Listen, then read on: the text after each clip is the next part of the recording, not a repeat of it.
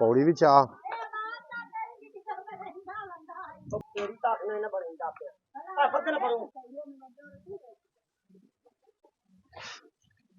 ऐं कर चाह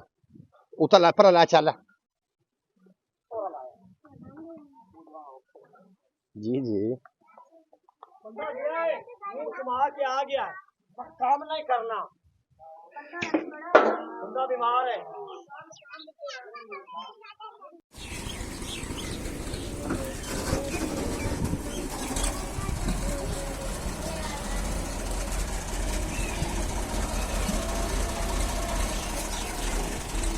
रखी रियास आवाज तो ठीक है।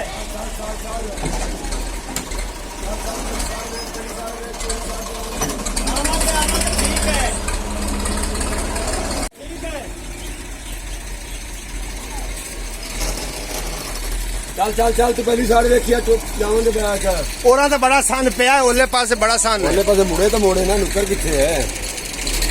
मुड़नी तो ओले पासे मोड़नी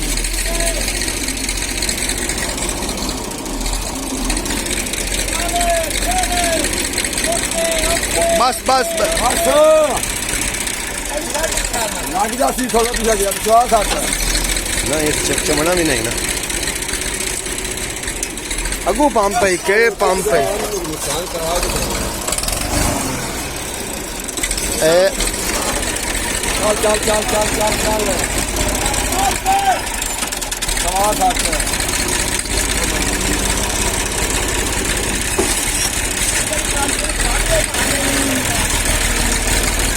बस मगर आप गोला जब रखे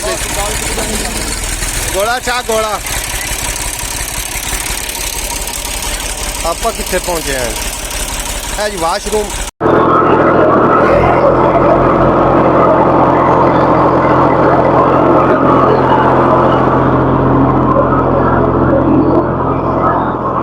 जी पहले वाशरूम आ की नुकसान होया इथों ना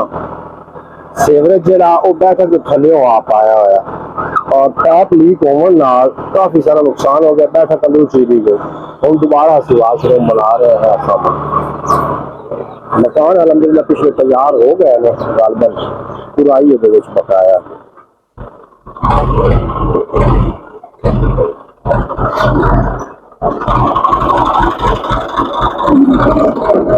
साडा मिस्त्री नहीं जी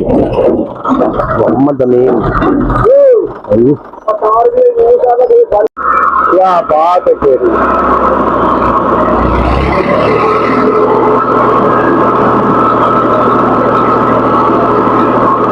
बड़ा त्रिखा मिस्त्री है जनाब तुसी अगर इस गल मान जाओ ना तो ठीक 11 दिनों में 2 कमरे 1 बरामदा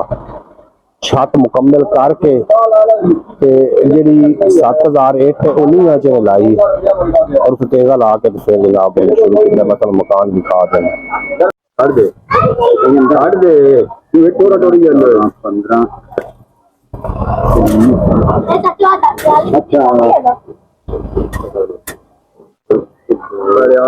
पूरे करो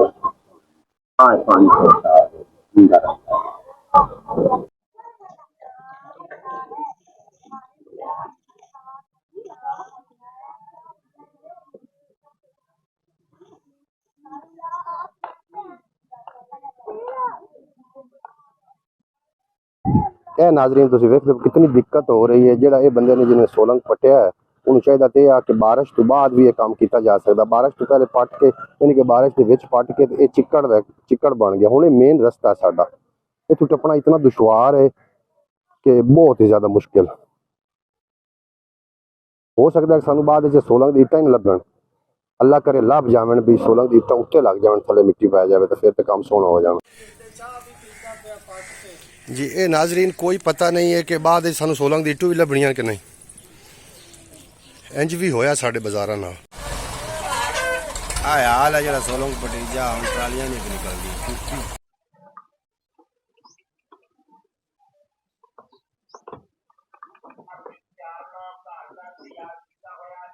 छोटी गोली जोर लवाया सू आप नहीं थले लैके हालांकि है कुछ भी नहीं।